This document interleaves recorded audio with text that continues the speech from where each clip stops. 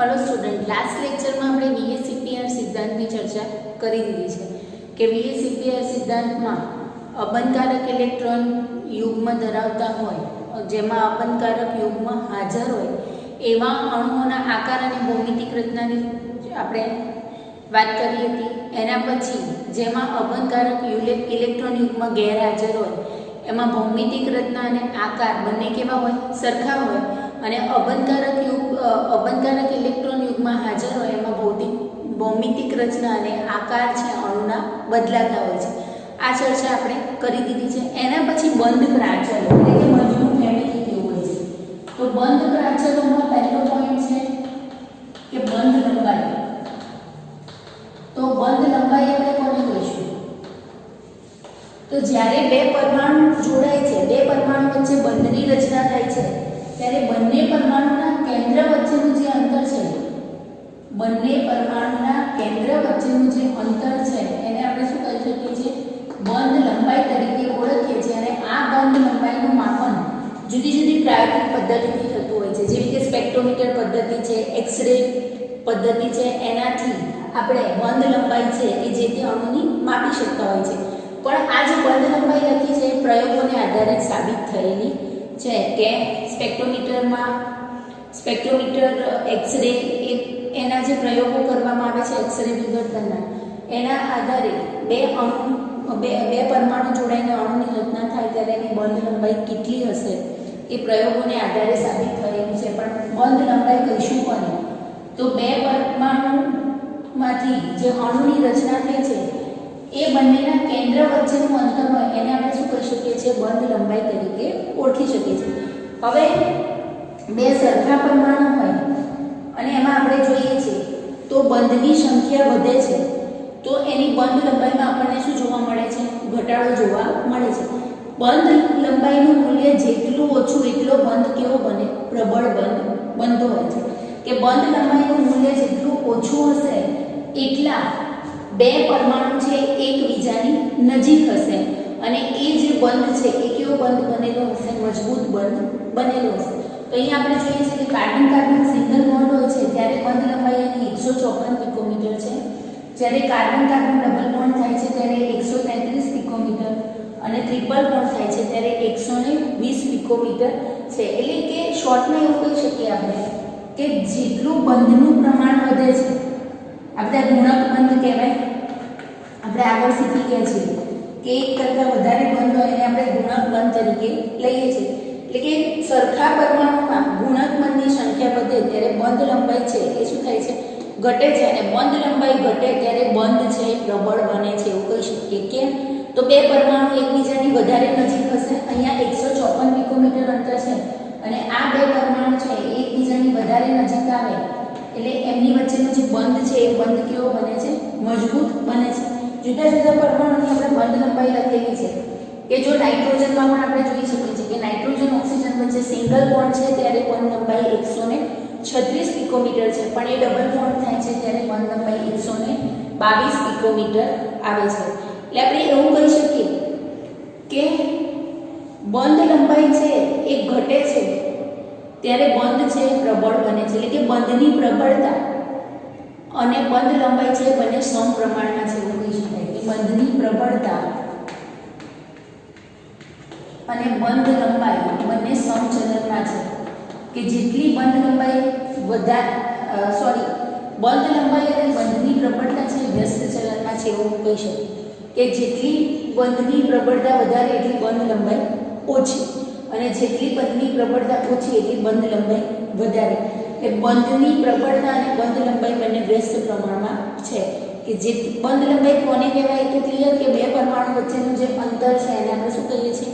બંધ લંબાઈ કહીએ છીએ. અહીંયા પણ જુઓ કાર્બન ઓક્સિજન વચ્ચે સિંગલ બોન્ડ છે ત્યારે 143 પિકોમીટર છે, પણ ડબલ બોન્ડ થાય છે ત્યારે 121 પિકોમીટર થાય. એટલે કે નોંધમાં હું એવું લખી શકું કે સરખા પરમાણુમાં ગુણક બંધની સંખ્યા વધે તો બંધ લંબાઈ ઘટે એવું કહી શકાય. પરમાણુ કેવા છે? સરખા છે. કાર્બન કાર્બન બે કાર્બન અહીંયા પણ કાર્બન ઓક્સિજન એટલે કે સરખા પરમાણુમાં ગુણાંકની સંખ્યા વધે છે તો બંધ લંબાઈમાં ઘટાડો થાય છે. બંધ લંબાઈ શું છે એ ક્લિયર થઈ ગયું. એના પછી જોઈએ બંધ કોણ પણ આપણે સ્પેક્ટ્રોમીટર અને એક્સ-રે વિવર્તન જેવી પદ્ધતિથી માપી શકીએ છીએ કે જ્યારે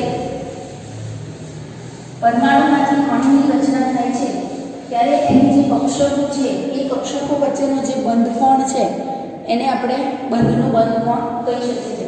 કે ધારો કે ઓક્સિજન અને હાઇડ્રોજન છે એમાંથી H2O બને છે. H2O બને છે ત્યારે આ જે બંધ કોણ છે એ 104-28 કળા જેટલો હોય છે. તો આ હાઇડ્રોજન અને ઓક્સિજનની કક્ષકો વચ્ચે જે ખૂણો બનેલો હશે એને આપણે શું કહીશું? બંધ કોણ. એટલે એવું કહી શકીએ કે બંધની રચનામાં કક્ષકો વચ્ચે બનતા ખૂણાને બંધ કોણ તરીકે ઓળખવામાં આવે છે.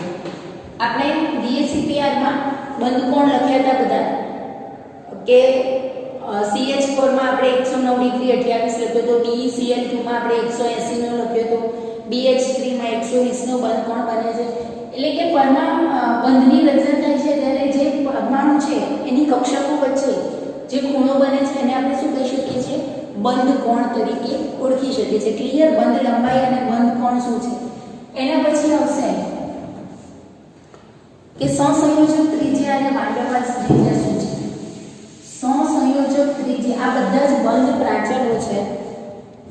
બંધ પ્રાચલો કહેવાય આને. કે હવે સહસંયોજક ત્રિજ્યા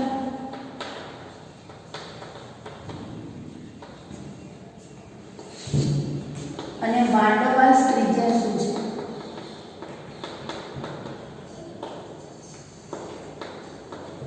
તો સહસંયોજક ત્રિજ્યા એટલે કે જ્યારે સહસંયોજક બંધ બને છે બે પરમાણુ વચ્ચે, જ્યારે સહસંયોજક બંધ બનતો હોય છે ત્યારે એ બે પરમાણુના કેન્દ્ર વચ્ચેનું જે અંતર છે એ અંતરને આપણે અડધું કરીએ છીએ ત્યારે આપણને શું મળે છે?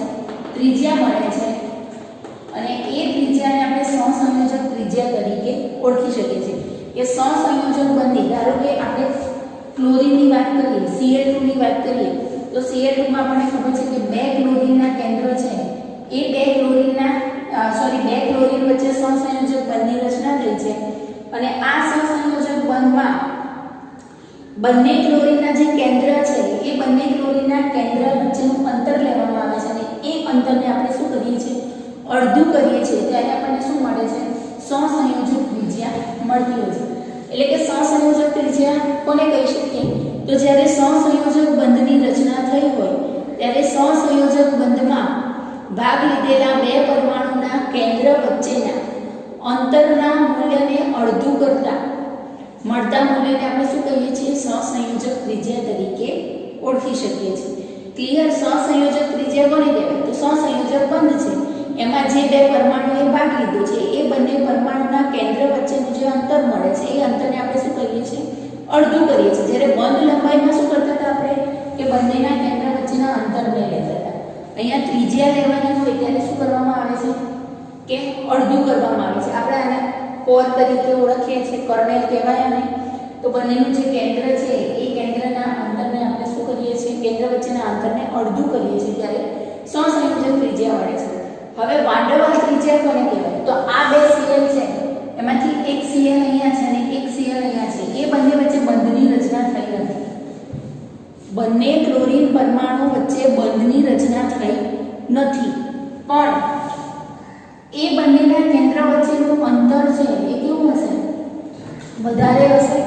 બંધ ના બન્યો, જ્યારે બંધ બને છે ત્યારે આપણે સહસંયોજક ત્રિજ્યા લઈએ છીએ.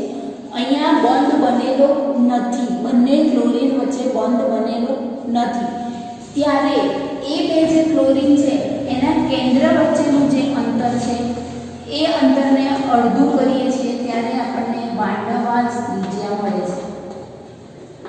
ક્લિયર? બંધ બને છે ત્યારે સહસંયોજક ત્રિજ્યા મળે છે, પણ અહીંયા ક્લોરીન વચ્ચે બંધ બનેલો નથી. બંધ બન્યો નથી ત્યારે જે અંતર થાય છે, બંધ નહીં બન્યો એટલે બંને પરમાણુ એકબીજાથી કેવા છે, દૂર છે, અને એ બંને વચ્ચેનું જે અંતર છે એ અંતરને અડધું કરીએ ત્યારે આપણને શું મળતી હોય છે, વાન ડેર વાલ્સ ત્રિજ્યા મળતી હોય છે. ક્લિયર? વાન ડેર વાલ્સ ત્રિજ્યા કોને કહીશું?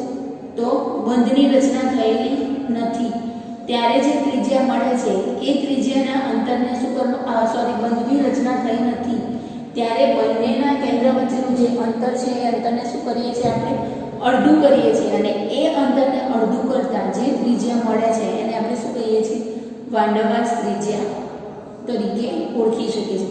ક્લિયર? એટલું બંધ કોણ શું છે, બંધ લંબાઈ શું છે, અને સહસંયોજક ત્રિજ્યા અને વાન ડેર વાલ્સ ત્રિજ્યા શું છે. તો બંધ લંબાઈ કોને કહીએ છીએ, તો જે બે પરમાણુ છે કે જેમની વચ્ચે બંધ બનેલો છે એ બંને પરમાણુના કેન્દ્ર વચ્ચેના અંતરને બંધ લંબાઈ કહીએ છીએ, અને એ અંતરને અડધું કરીએ છીએ ત્યારે આપણને સહસંયોજક ત્રિજ્યા મળે છે. અહીંયા બંધ બનેલો નથી અને એ બંને વચ્ચેનું જે અંતર છે એ અંતરને આપણે અડધું કરીએ છીએ ત્યારે આપણને વાન ડેર વાલ્સ ત્રિજ્યા મળે છે.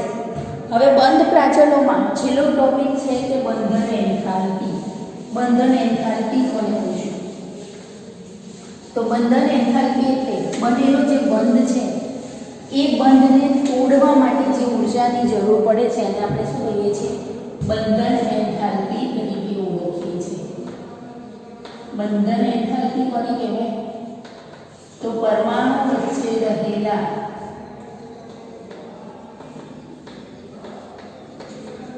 બંધને તોડવા માટે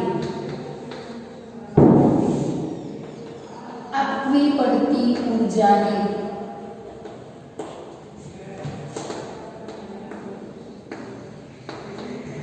બંધન એન્થાલ્પી તરીકે ઓળખવામાં આવે છે. ક્લિયર? બંધન એન્થાલ્પી એટલે શું? તો ધારો કે H2 અણુની રચના થઈ છે. હવે H2 અણુમાં આપણને ખબર છે કે હાઇડ્રોજન વચ્ચે સહસંયોજક બંધ બનેલો છે, અને આ સહસંયોજક બંધ જે છે એને આપણે તોડવો છે. તો એ બંધને તોડવા માટે આપણે જે ઊર્જા આપીએ છીએ એ ઊર્જાને આપણે શું કહીશું, બંધન એન્થાલ્પી તરીકે ઓળખીશું. જુદા જુદા પરમાણુ માટે બંધન એન્થાલ્પી છે જુદી જુદી હોય છે. એ બંધની પ્રબળતા પર ડિપેન્ડન્ટ છે. કોઈ બંધ છે એ વધારે મજબૂત બંધ બનેલો હશે તો એને તોડવા માટે આપણે ઊર્જા શું કરવી પડે, વધારે આપવી પડે. તો એની બંધન એન્થાલ્પીનું મૂલ્ય શું થાય છે, વધી જાય છે. પણ કોઈ બંધ નિર્બળ હોય તો એ બંધને તોડવા માટે આપણે ઊર્જા કેવી આપવી પડે છે, ઓછી આપવી પડે છે. તો એની બંધન એન્થાલ્પી કેવી થશે, ઓછી આવશે. એટલે બંધન એન્થાલ્પી છે એ બંધની પ્રબળતા પર આધારિત છે, અને બંધન એન્થાલ્પી અને બંધની પ્રબળતા બંને સમપ્રમાણમાં આવે. જેટલો બંધ પ્રબળ એટલી બંધન એન્થાલ્પી વધારે, અને જેટલો બંધ નિર્બળ એટલી બંધન એન્થાલ્પી એની ઓછી. બુકમાં આપણને 2-3 અણુ માટે આપેલું છે કે એ જે બંધન એન્થાલ્પી છે મતલબ કે એ જે બંધ છે એ તોડવા માટે કેટલી ઊર્જાની જરૂર પડે છે એની આપણે ચર્ચા કરીએ. કે હાઇડ્રોજન H2 અણુ જ્યારે બને છે, હાઇડ્રોજન વચ્ચે બંધ બને છે અને H2 અણુની રચના થાય છે, અને એ H2 અણુને આપણે તોડવો હોય તો લગભગ 465 કિલો જૂલ પ્રતિ મોલ જેટલી ઊર્જા આપવી પડે છે. લગભગ 465 કિલો જૂલ પ્રતિ મોલ જેટલી ઊર્જા હાઇડ્રોજન વચ્ચેનો જે બંધ છે એને તોડવા માટે આપવી પડે છે. તો આ શું થઈ, એની બંધન એન્થાલ્પી થઈ. ઓકે, ક્લિયર હતું?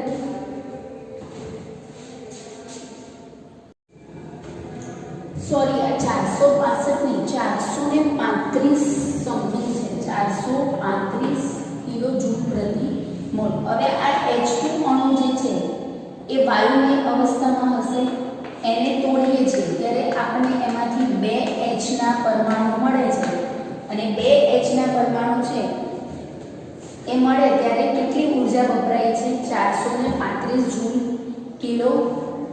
કિલો જૂલ પ્રતિ મોલ જેટલી ઊર્જા વપરાય છે. આ બંને તો સમાન પરમાણુ થયા. હવે આપણને ખબર છે કે અહીંયા હાઇડ્રોજન વચ્ચે સિંગલ બોન્ડ છે. આપણે આગળ શીખ્યા કે ઓક્સિજન વચ્ચે ડબલ બોન્ડ હોય છે ત્યારે બંધન એન્થાલ્પીનું જે મૂલ્ય છે અહીંયા 2 ઓક્સિજનના પરમાણુ છૂટા પડે છે ત્યારે લગભગ 496 કિલો જૂલ પ્રતિ મોલ જેટલી ઉર્જા વપરાય છે અને N2 અણુમાં આપણને ખબર છે કે અહીંયા ઓક્સિજન વચ્ચે ડબલ બોન્ડ છે, અહીંયા હાઇડ્રોજન વચ્ચે સિંગલ બોન્ડ છે, અહીંયા નાઇટ્રોજન વચ્ચે ટ્રિપલ બોન્ડ છે અને 2 N પરમાણુ છૂટા પડે છે ત્યારે ઉર્જાનું મૂલ્ય લગભગ 800 સમથિંગ હોય છે કે ઉર્જાનું મૂલ્ય 800 નહીં 946 સમથિંગ છે 946 કિલો જૂલ પ્રતિ મોલ. તો હવે આપણે અહીંયા જોયું કે જ્યારે સિંગલ બોન્ડ હોય, આપણે આગળ બંધ લંબાઈમાં પણ શીખ્યા કે જ્યારે સિંગલ બોન્ડ હશે ત્યારે બંધ લંબાઈ છે એ કેવી છે? વધારે છે. ડબલ બોન્ડ બને છે ત્યારે બંધ લંબાઈ કેવી થાય છે? ઓછી થાય છે. મેં હમણાં કીધું કે જેટલું ગુણનબંધનું પ્રમાણ વધારે એટલી બંધ લંબાઈ છે ઓછી થાય છે. બંધ લંબાઈ ઓછી એટલો બંધ કેવો બને છે? મજબૂત બંધ બને છે. બંધ લંબાઈ ઓછી હોય એટલો બંધ કેવો બને છે? મજબૂત બંધ બને છે. તો અહીંયા હાઇડ્રોજન વચ્ચે જે બંધ છે એને તોડવા માટે મેં કીધું કે 435 કિલો જૂલ પ્રતિ મોલ જેટલી ઉર્જા જોઈએ છે. અહીં ઓક્સિજન વચ્ચે ડબલ બોન્ડ છે એટલે આના કરતાં બંધ કેવો છે? મજબૂત છે. અહીંયાથી આપણને ખબર પડે છે કે બંધને તોડવા માટે ઉર્જા કેવી આપવી પડે છે? વધારે આપવી પડે છે. અને ટ્રિપલ બોન્ડ છે ત્યાં તો તોડવા માટે ઉર્જા કેવી આપવી પડે છે? વધારે આપવી પડે છે. એટલે એવું કહી શકીએ કે બંધની પ્રબળતા અહીંયા વધારે હશે, એના કરતાં પ્રબળ બંધ આ હશે. એટલે કે સિંગલ બોન્ડની બંધન એન્થાલ્પી કરતાં ડબલ બોન્ડની બંધન એન્થાલ્પી વધારે, એના કરતાં ટ્રિપલ બોન્ડની બંધન એન્થાલ્પી વધારે આવે છે. અહીંયા તો બધા જ પરમાણુ કેવા હતા? સરખા હતા. જે 2 પરમાણુ વચ્ચે બંધ બન્યો એ બંને પરમાણુ કેવા છે? સરખા હતા. પણ અહીંયા અલગ પરમાણુ એવા લઈએ તો HCl ની જ્યારે રચના થયેલી હોય છે ત્યારે એમાંથી હાઇડ્રોજન અને ક્લોરીન ગેસ છૂટો પડે છે ત્યારે બંધન એન્થાલ્પી લગભગ 431 કિલો જૂલ પ્રતિ મોલ જેટલી હોય છે. આ બધી છે એ દ્વિપરમાણુય અણુની વાત થઈ. એવું કહી શકીએ કે આમાં 2 પરમાણુ છે, અહીંયા પણ 2 પરમાણુ છે, એની બંધન એન્થાલ્પીની વાત કરી. હવે બંધન એન્થાલ્પી છે એ આપણે બંધ તોડીએ છીએ એટલે આમ તો પ્રક્રિયા કેવી છે? ઉષ્મા શોષક પ્રક્રિયા કહેવાય. પણ અહીંયા શું થાય છે કે જ્યારે બંધ બન્યો હશે ત્યારે ઉષ્મા શોષક પ્રક્રિયા થઈ. અહીંયા બંધ તોડીએ છીએ ત્યારે પ્રક્રિયા છે એ કેવી બને છે? ઉષ્મા ક્ષેપક પ્રક્રિયા બને છે. પણ જ્યારે બંધની રચના થઈ હશે ત્યારે પ્રક્રિયા કેવી થઈ? ઉષ્મા શોષક પ્રક્રિયા થઈ હશે. તો અહીંયા ઉષ્મા શોષક પ્રક્રિયા લેવામાં આવે છે. ક્લિયર થાય છે? શું કહેવા માંગુ છું કે બંને હાઇડ્રોજન વચ્ચે જ્યારે બંધની રચના થઈ હશે ત્યારે ઉષ્મા મુક્ત થઈ હશે એટલે ઉષ્મા ક્ષેપક પ્રક્રિયા છે. પણ અહીંયા જ્યારે બંધ તોડવાનું છે ત્યારે આપણે ઉર્જા આપવી પડે છે, એટલા માટે આ પ્રક્રિયાને ઉષ્મા શોષક પ્રક્રિયા તરીકે લેવામાં આવે છે. આ વાત થઈ દ્વિપરમાણુની કે 2 પરમાણુ છે અને 2 પરમાણુ વચ્ચે બંધ બનેલો છે અને એ બંધને આપણે તોડીએ છીએ અને એ બંધ તોડવા માટે આપણે શું કરીએ છીએ? ઉર્જા અહીંયા વપરાય છે અને એ જે ઉર્જા વપરાય છે એને આપણે બંધન એન્થાલ્પી તરીકે લઈએ છીએ. ત્યાં સમાન પરમાણુ છે, આ જુદા જુદા પરમાણુ છે. પણ હવે કોઈ અણુ બહુપરમાણીય હોય તો આમાં તો 2 જ પરમાણુની વાત થઈ કે H2 માં 2 જ હાઇડ્રોજન છે, O2 માં 2 જ ઓક્સિજન છે, N2 માં 2 નાઇટ્રોજન છે. અહીંયા જુદા જુદા પરમાણુ લીધા તો પણ એક હાઇડ્રોજન અને એક HCl છે. પણ 2 કરતાં વધારે પરમાણુ એટલે કે 2 કરતાં વધારે પરમાણુનો ઉપયોગ થઈ બહુઆણ્વીય અણુ બન્યો હોય, બહુપરમાણીય અણુની રચના થઈ હોય ત્યારે એમાં જે બંધ છે એ બંધ તોડવા માટે શું કરવાનું? એટલે મતલબ કે એની બંધન એન્થાલ્પી છે કેવી રીતે ગણવામાં આવે છે એ જોઈએ.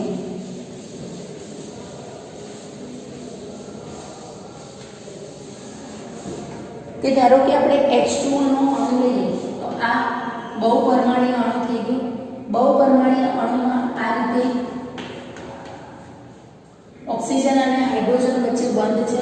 તો આ બંધને તોડવા પણ જુદી ઉર્જા જોઈએ છે અને આ બંધને તોડવા પણ અલગ ઉર્જાની જરૂર પડતી હોય છે. અને આની બંધન એન્થાલ્પી છે એ કેવી રીતે લેવામાં આવે? તો પહેલો જે અણુ છે એ પહેલો અણુ તોડવા માટે લગભગ 502 એટલે કે આમાં પહેલો અણુ H2OH નો પહેલો અણુ બનેલો છે એને તોડવો હોય તો લગભગ 502 કિલો જૂલ પ્રતિ મોલ જેટલી ઉર્જા વપરાયેલી હોય છે. અને બીજો OH નો અણુ જે છે એને તોડવો હોય તો લગભગ 417 કિલો જૂલ પ્રતિ મોલ જેટલી ઉર્જા વપરાતી હોય છે. અને આ આખા અણુની બંધન એન્થાલ્પી આપણે લેવી હોય તો આની સરેરાશ બંધન એન્થાલ્પી જે મળે એને અડધી કરવામાં આવે છે. બે બંધ તોડ્યા છે એટલે બંને બંધની જે બંધન એન્થાલ્પી મળી એની સરેરાશ લેવામાં આવે છે. અને આનું જે અડધું મૂલ્ય મળે છે આને 2 વડે ભાગી જે અડધું મૂલ્ય બને એ H2O ની બંધન એન્થાલ્પી થઈ કહેવાય. એટલે ઇન શોર્ટ એટલું કહેવા માંગુ છું કે જ્યારે બહુપરમાણીય અણુની વાત કરી હોય બહુપરમાણીય અણુમાં બંધન એન્થાલ્પીમાં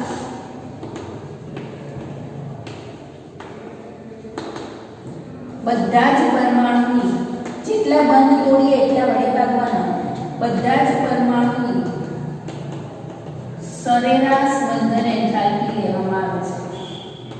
જેટલા બંધ તોડ્યા હોય આપણે એટલા બંધની જે બંધન એન્થાલ્પી છે એનો સરવાળો કરી એને એના વડે ભાગવામાં આવે છે. ક્લિયર? તો બંધન એન્થાલ્પી શું છે, બંધ લંબાઈ શું છે, બંધ કોણ શું છે, સહસંયોજક ત્રિજ્યા શું છે અને વાન ડર વાલ્સ ત્રિજ્યા શું છે. ક્લિયર? આટલું કે બંધન એન્થાલ્પી કોને કહીશું તો બંધ તોડવા માટે જે ઉર્જા વપરાય છે એને આપણે શું કહીએ છીએ? બંધન એન્થાલ્પી. દ્વિપરમાણિક અણુમાં તો બંનેના બંધ તોડવા માટે જે ઉર્જા વપરાય એને બંધન એન્થાલ્પી આપણે કહી દીધી. એમાં જેમ બંધની સંખ્યા વધે છે એમ બંધન એન્થાલ્પીનું મૂલ્ય છે એ વધતું હોય છે. પણ બહુપરમાણીય અણુમાં જેટલા બંધ બન્યા હોય એ બંધને તોડવા માટે જે બંધન એન્થાલ્પી લઈએ છે એની સરેરાશ મૂલ્ય લેવામાં આવતું હોય છે. ક્લિયર? આટલું કે બંધન એન્થાલ્પી શું છે. બંધ લંબાઈ એટલે બંધ બનેલો છે એ બે પરમાણુના કેન્દ્ર વચ્ચેનું અંતર. સહસંયોજક ત્રિજ્યા એટલે શું? તો બંધ બનેલો છે એ બે પરમાણુના કેન્દ્ર વચ્ચેનું જે અંતર છે એ અંતરને અડધું કરીએ છીએ ત્યારે સહસંયોજક ત્રિજ્યા મળે છે. અને વાન ડર વાલ્સ ત્રિજ્યામાં શું થાય છે કે બંધ બનેલો નથી અને બે પરમાણુ વચ્ચેના જે કેન્દ્ર છે એ કેન્દ્રને અડધું કરવામાં આવે છે એને વાન ડર વાલ્સ ત્રિજ્યા કહીએ છીએ. બંધ કોણ કોને કહીશું તો બંધની રચના થઈ હોય ત્યારે બંધમાં રહેલા જે પરમાણુ છે એ પરમાણુની કક્ષકો વચ્ચેના ખૂણાને આપણે બંધ કોણ તરીકે ઓળખી શકીએ છીએ. ક્લિયર? આટલું? હવે સમઇલેક્ટ્રિક અણુ કોને કહીશું? આપણે સમઇલેક્ટ્રિક પરમાણુ વિશે જોઈશું, સમઇલેક્ટ્રિક આયનો વિશે જોઈશું. સમઇલેક્ટ્રોનિક આયનો કે જેમાં ઇલેક્ટ્રોનની સંખ્યા સરખી હોય છે એટલે આપણે શું કીધું હતું? સમઇલેક્ટ્રોનિક આયન. પણ અહીંયા સમઇલેક્ટ્રોનિક અણુ, સમઇલેક્ટ્રોનિક અણુ. તો સમઇલેક્ટ્રોનિક અણુ એટલે શું? તો દ્વિપરમાણીય અણુમાં ઇલેક્ટ્રોનની સંખ્યા સમાન હોય તો તેમાં બંધ ક્રમાંક પણ સમાન હોય. એટલે કે અણુની રચના હોય એમાં ઇલેક્ટ્રોન સરખા હોય. ધારો કે N2 અણુની વાત કરીએ અને CO અણુની વાત કરીએ તો અહીંયા નાઇટ્રોજનની બહારની કક્ષકમાં ઇલેક્ટ્રોન કેટલા આપણને ખબર છે કે નાઇટ્રોજનનો પરમાણુ ક્રમાંક 7 તો 1s2 2s2 2p3 તો બહારની કક્ષકમાં 5 ઇલેક્ટ્રોન છે. તો બે N2 અણુની રચના થાય છે ત્યારે 10 ઇલેક્ટ્રોન આમાં હોય છે.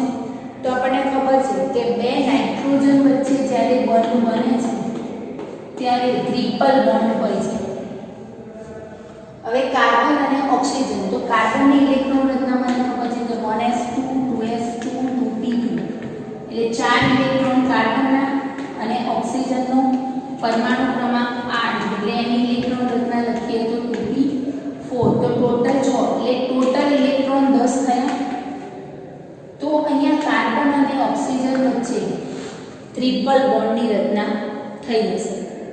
ક્લિયર? એટલે સમ ઇલેક્ટ્રોનિક અણુ એટલે શું? તો એમાં જો ઇલેક્ટ્રોનની સંખ્યા સરખી હોય, જ્યારે બંધ બને છે ત્યારે ઇલેક્ટ્રોનની રચના બંનેમાં સરખી હોય તો એને સમ ઇલેક્ટ્રોનિક અણુ કહેવાય છે. અને સમ ઇલેક્ટ્રોનિક અણુમાં બંધ ક્રમાંક છે એ કેવા હોય? સરખા હોય. તો આને આપણે બંધ ક્રમાંક કહી શકીએ કે બંધની જે સંખ્યા છે એને બંધ ક્રમાંક કહેવાય. બંધ ક્રમાંક એટલે શું? આપણે પેલામાં બંધ પ્રાચલમાં એક વસ્તુ રહી ગઈ કે બંધ ક્રમાંક. તો બંધ ક્રમાંક એટલે કે બે પરમાણુ વચ્ચે જેટલા બંધ બન્યા છે એ બંધની સંખ્યાને આપણે શું કહીએ છીએ? બંધ ક્રમાંક. તો અહીંયા નાઇટ્રોજન નાઇટ્રોજન વચ્ચે 3 બંધ બનેલા છે, કાર્બન અને ઓક્સિજન વચ્ચે 3 છે, તો આનો બંધ ક્રમાંક કેટલો થયો? બંધ ક્રમાંક આનો 3 કહેવાય. ક્લિયર? તો સમ ઇલેક્ટ્રોનિક અણુ એટલે શું? તો જ્યારે દ્વિપરમાણુય અણુની રચના થઈ હોય અને એમાં ઇલેક્ટ્રોનની સંખ્યા સરખી હોય એને આપણે શું કહીએ છીએ? સમ ઇલેક્ટ્રોનિક અણુ. અને એ જે સમ ઇલેક્ટ્રોનિક અણુ હશે એમાં બંધ ક્રમાંક છે એ કેવા હશે? સરખા હશે. તો આપણે આજે કેટલી ચર્ચા કરી? તો પહેલું શું શીખ્યા? બંધ લંબાઈ, બંધ કોણ, બંધન એન્થાલ્પી, બંધ ક્રમાંક, પછી સહસંયોજક ત્રિજ્યા અને વાન્ડર વાલ્સ ત્રિજ્યા. ક્લિયર? અને સમ ઇલેક્ટ્રોનિક અણુ, સમ ઇલેક્ટ્રોનિક અણુ. ક્લિયર? બંધ લંબાઈ એટલે બે પરમાણુ વચ્ચેના બે પરમાણુ બંધ, જે બે પરમાણુ વચ્ચે બંધ બન્યો છે એ બંને પરમાણુ વચ્ચેના કેન્દ્રની લંબાઈને આપણે શું કહીએ છીએ? બંધ લંબાઈ. પરમાણુની કક્ષકો વચ્ચેના ખૂણાને શું કહેવાય? બંધ કોણ. બંધને તોડવા માટે આપવી પડતી ઊર્જાને બંધન એન્થાલ્પી. બે પરમાણુ વચ્ચેના બંધની સંખ્યાને આપણે બંધ ક્રમાંક કહીએ છીએ. કેન્દ્ર વચ્ચેના અંતરને અડધું કરીએ છીએ, પણ કેવા પરમાણુ કે જેની વચ્ચે સહસંયોજક બંધની રચના થઈ છે એ બંનેના કેન્દ્ર વચ્ચેના અંતરને અડધું કરીએ તો સહસંયોજક ત્રિજ્યા મળે. બંધ ના બન્યો હોય અને બે પરમાણુ વચ્ચેનું અંતર છે એને અડધું કરીએ છીએ ત્યારે વાન્ડર વાલ્સ ત્રિજ્યા મળે છે. દ્વિપરમાણીય અણુની રચના થાય અને ઇલેક્ટ્રોન સરખા હોય અને સમ ઇલેક્ટ્રોનિક અણુ કહેવાય.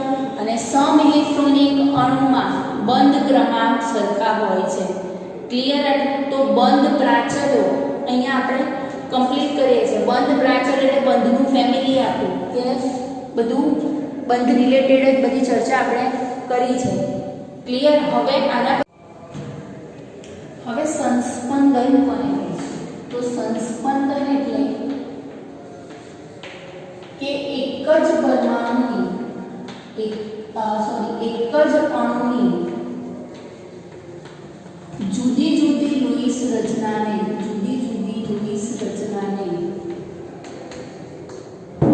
સંસ્પંદન તરીકે ઓળખવામાં આવે છે.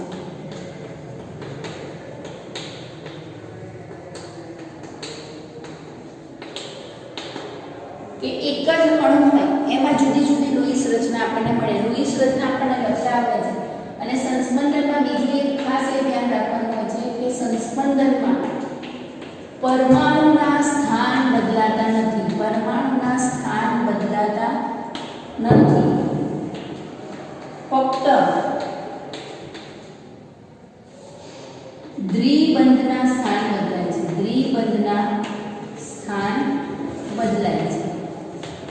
સંસ્પંદનમાં મેઇન પોઈન્ટ શું છે કે આપણે લુઈસ રચના લખતા તો આવડે જ છે કે લુઈસ રચના આપણે ધારો કે O3 ની વાત કરીએ તો લુઈસ રચના કેવી રીતે લખતા હતા કે ઓક્સિજનનો પરમાણુ ક્રમાંક 8 એની ઇલેક્ટ્રોન રચના 1s2 એની સંયોજકતા કક્ષકમાં કેટલા ઇલેક્ટ્રોન છે? 6 ઇલેક્ટ્રોન છે અને 3 ઓક્સિજનના 18 ઇલેક્ટ્રોન થાય. અહીંયા બધા જ પરમાણુ સરખા છે એટલે એક પરમાણુને હું મધ્યસ્થ પરમાણુ તરીકે લઈ શકું. પણ જ્યારે પ્રયોગો થયા ત્યારે આપણે પહેલા લુઈસ રચના લખી દઈએ કે ઓરિજિનલમાં આપણે O3 ની રચના આ રીતની હોય છે એવું આપણે જોઈ ગયા. એમાં આ બંધ લંબાઈ છે એ 121 પિકોમીટર છે અને ઓક્સિજન વચ્ચે ડબલ બોન્ડ હોય છે. ઓક્સિજન વચ્ચે ડબલ બોન્ડ હોય છે ત્યારે 121 પિકોમીટર બંધ લંબાઈ હોય છે અને ઓક્સિજન વચ્ચે સિંગલ બોન્ડ હોય છે ત્યારે 148 પિકોમીટર બંધ લંબાઈ જોવા મળે છે. લુઈસ રચના કેવી રીતે લખીએ છીએ આપણે કે ઓક્સિજન છે અહીંયા તો 18 ઇલેક્ટ્રોન આપણે ગોઠવવાના છે. એક ઓક્સિજનને મધ્યસ્થ પરમાણુ તરીકે મેં લઈ લીધો. હવે આ બે ઓક્સિજન વચ્ચે મેં દ્વિબંધ આપેલો છે તો ત્યાં દ્વિબંધની રચના કરું અને અહીંયા સિંગલ બોન્ડ આપેલો છે. હવે આનું અષ્ટક પૂરું કરવા માટે આની પાસે 4 જ ઇલેક્ટ્રોન જોઈએ. આને પોતાનું અષ્ટક પૂરું કરવું છે તો આને 6 ઇલેક્ટ્રોન જોઈશે અને આનો અષ્ટક પૂરું કરવા માટે આની જોડે ખાલી 2 ઇલેક્ટ્રોન છે. તો લુઈસ રચના આની લખેલી કે અહીંયા બે ઓક્સિજન વચ્ચે ડબલ બોન્ડ એટલે મતલબ કે 2 ઇલેક્ટ્રોનની ભાગીદારી થઈ છે અને અહીંયા 1 ઇલેક્ટ્રોનની ભાગીદારી થઈ. તો આમ જોવા જઈએ તો ઓક્સિજન વચ્ચે જ્યારે સિંગલ બોન્ડ હોય ત્યારે એની બંધ લંબાઈ છે કેટલી મળે છે 148 પિકોમીટર અને ઓક્સિજન વચ્ચે ડબલ બોન્ડ હોય ત્યારે એની બંધ લંબાઈ 121 પિકોમીટર મળે છે. પણ જ્યારે પ્રયોગો થયા જુદા પ્રયોગો થયા ત્યારે એવું સાબિત થયું કે O3 અણુ છે એમાં બધા જ ઓક્સિજન પરમાણુ વચ્ચે જે બંધ બન્યા છે એ ઓક્સિજન પરમાણુની બંધ લંબાઈ 128 પિકોમીટર થાય છે. તો આ 128 પિકોમીટર થાય છે તો એના માટે જવાબદાર કોણ?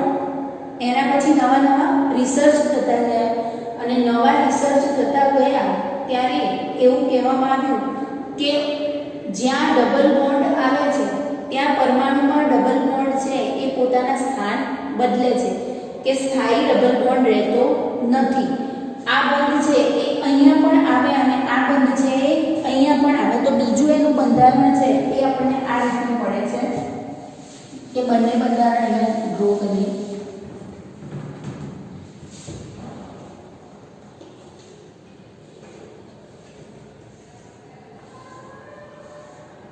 તો એક બંધારણમાં ડબલ બોન્ડ અહીંયા છે અને એક બંધારણમાં આ બાજુ છે. એટલે એવું કહેવામાં આવ્યું કે આ બંને વચ્ચે સંસ્પંદન થાય છે અને નવું બંધારણ આપણને જે મળે છે એક આવું બંધારણ મળે છે કે આ ડબલ બોન્ડ છે એ ત્યાં સ્થાયી હોતો નથી. આપણે એને તૂટક રેખાથી દર્શાવીએ છીએ કે ડબલ બોન્ડ છે એ પોતાના સ્થાન બદલતો રહે છે. મેં શરૂઆતમાં જ કીધું કે સંસ્પંદન એટલે શું? તો જુદી લુઈસ રચના આપણે અહીંયા લુઈસ રચનામાં ડબલ એટલે 2 કાર્બનની ભાગીદારી અહીંયા બતાવી છે એવી 2 ઇલેક્ટ્રોનની ભાગીદારી અહીંયા બતાવી છે એવી જ ઇલેક્ટ્રોનની ભાગીદારી અહીંયા પણ થઈ શકે ને. મને એમ થાય કે મારે આ બાજુ 2 ઇલેક્ટ્રોનની ભાગીદારી નથી કરવી, આ 2 ઓક્સિજન વચ્ચે કરવી છે તો હું કરી શકું કારણ કે એની બીજી લુઈસ રચના આવી થઈ કે આ 2 ઇલેક્ટ્રોન વચ્ચે મેં ડબલ બોન્ડ બનાવ્યા કે આ બે ઓક્સિજન છે ત્યાં 2 ઇલેક્ટ્રોનની ભાગીદારી થાય છે. કહી શકું કે આ 2 વસ્તુ તો થઈ એક જ કે આ O3 ની એક લુઈસ રચના આ થઈ અને O3 ની એક લુઈસ રચના આ થઈ. પણ પછી પ્રયોગોને આધારે એવું સાબિત થયું કે આ ડબલ બોન્ડ છે એ કે સ્ટેબલ રહેતો નથી.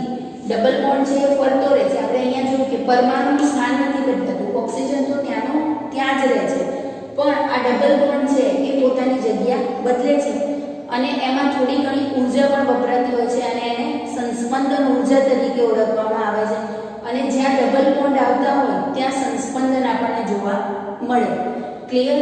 તો અહીંયા શું થાય છે કે આપણને ખબર છે કે ખાલી ઓક્સિજન વચ્ચે સિંગલ બોન્ડ હોય ત્યારે બંધ લંબાઈ 148 પિકોમીટર આવે છે અને ઓક્સિજન વચ્ચે ડબલ બોન્ડ થાય ત્યારે બંધ લંબાઈ છે 121 પિકોમીટર આવે છે. તો અહીંયા એ રીતની બંધ લંબાઈ હોવી જોઈએ, પણ O3 ના અણુમાં તો શું થાય છે કે બંધ લંબાઈ આપણને અલગ જ મળે છે. ઓક્સિજન બધા જ ઓક્સિજન વચ્ચેની સરખી છે 128 પિકોમીટર. શેના કારણે? એના સંસ્પંદનને કારણે. એટલે એવું કહી શકીએ કે સંસ્પંદનની મદદથી આપણે જે તે અણુની જુદી જુદી લુઈસ રચના જોઈ શકતા હોઈએ છીએ. અને સંસ્પંદનમાં શું થાય કે પરમાણુના સ્થાન બદલાતા નથી, ખાલી ને ખાલી ડબલ બોન્ડના સ્થાન બદલાય છે. બીજું એક એક્ઝામ્પલ આપણે જોઈએ કે CO3 - 2 ની વાત કરીએ. જુદા જુદા અણુના સંસ્પંદન લખવાના પૂછાતા હોય છે. તો આપણે લુઈસ રચના લખી છે એના પરથી આપણે જોઈ શકીએ કે લુઈસ રચના લખતા આવડે તો આપણને સંસ્પંદન લખતા આવડે. લુઈસ રચનામાં આપણે શું કરવાનું છે? ખાલી ને ખાલી પરમાણુના સ્થાન બદલવાના છે. કે CO3 - 2 આયન લઈએ તો CO3 - 2 આયનમાં કાર્બન અને ઓક્સિજન અને કાર્બન અને ઓક્સિજન વચ્ચે ડબલ બોન્ડ છે એવું આપણે આગળ શીખી ગયા હતા. હવે કાર્બન અને ઓક્સિજન સિંગલ બોન્ડમાં હશે ત્યારે જે એની બંધ લંબાઈ છે એ 143 પિકોમીટર આવે છે અને આ બંધ લંબાઈ છે 121 પિકોમીટર છે. પણ CO3 - માં જ્યારે ઓરિજિનલ બંધ લંબાઈ માપવામાં આવી ત્યારે બધા જ કાર્બન અને ઓક્સિજન વચ્ચે ની જે બંધ લંબાઈ છે 132 પિકોમીટર હતી. હવે CO3 - 2 ની આપણે લુઈસ રચના લખીએ તો CO3 - 2 માં આપણને ખબર છે કે કાર્બનની ઇલેક્ટ્રોન રચના લખું છું તો એના ઇલેક્ટ્રોન કેટલા થશે? 4 ઇલેક્ટ્રોન. ઓક્સિજનની ઇલેક્ટ્રોન રચના લખીએ તો 1s2 2s2 2p 4 એટલે ઓક્સિજનના 6 ઇલેક્ટ્રોન. પણ 3 ઓક્સિજન છે એટલે 6 તરી 18 ઇલેક્ટ્રોન એ વીજભાર -2 છે એટલે 2 એમાં ઉમેરવાના છે અને 4 ઇલેક્ટ્રોન ટોટલ 24 ઇલેક્ટ્રોનની ગોઠવણી મારે કરવાની છે. હવે કાર્બનની લુઈસ રચના આપણે લખીએ છીએ ત્યારે મધ્યસ્થ પરમાણુ તરીકે આપણે કોને લઈશું? કાર્બનને લઈશું. એમાં એક ઓક્સિજનમાં ડબલ બોન્ડ જોવા મળે. આ રીતે આપણે લુઈસ રચના લખી દીધી કે અહીંયા ઓક્સિજન કાર્બનની પાસે 4 ઇલેક્ટ્રોન છે. એમાંથી એનું અષ્ટક પૂરું કરવા માટે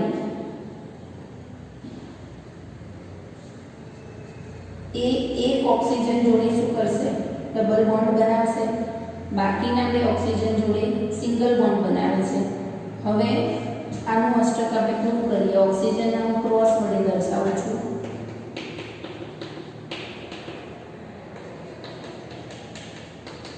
ઓક્સિજનનું અષ્ટક પૂરું થઈ ગયું. 8 ઇલેક્ટ્રોન આ ઓક્સિજન જોડે થઈ ગયા. 8 ઇલેક્ટ્રોન આ ઓક્સિજન જોડે થઈ ગયા.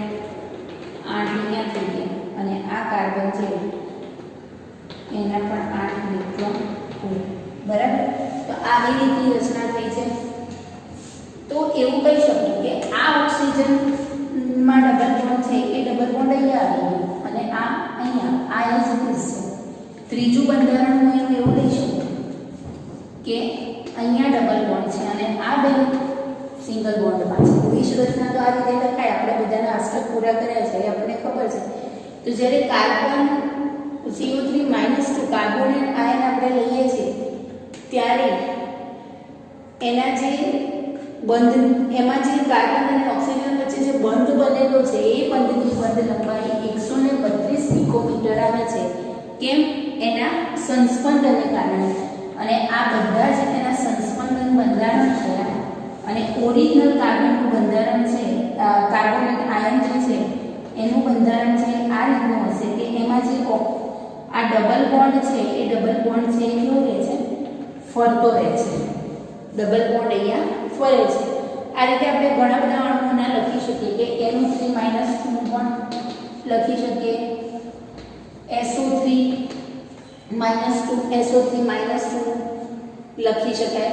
પણ લુઈસ રચના લખતા આવડતી હોય તો સંસ્પંદન બંધારણ લખતા આવડે અને સંસ્પંદન બંધારણમાં મેં કીધું એમ કે પરમાણુનું સ્થાન બદલાતું નથી, પરમાણુ તો આપણે ત્યાં જ રાખીએ છીએ, પણ એમાં જે ડબલ બોન્ડ છે એનું સ્થાન બદલાય છે અને આ જે છે એ એના સંસ્પંદનને કારણે કે એમાં આ બોન્ડ લંબાઈમાં જે ફરક આવે છે એ શેના કારણે? એના સંસ્પંદનને કારણે કે એમાં જે દ્વિબંધ છે એ દ્વિબંધ કેવો રહે છે? ફરતો રહે છે અને એના કારણે ઊર્જા વપરાય છે અને એ જે ઊર્જા છે એને આપણે સંસ્પંદન ઊર્જા તરીકે ઓળખી શકીએ છીએ. ક્લિયર? હવે આના પછીના લેક્ચરમાં આપણે સમકરણની ચર્ચા કરવાની છે.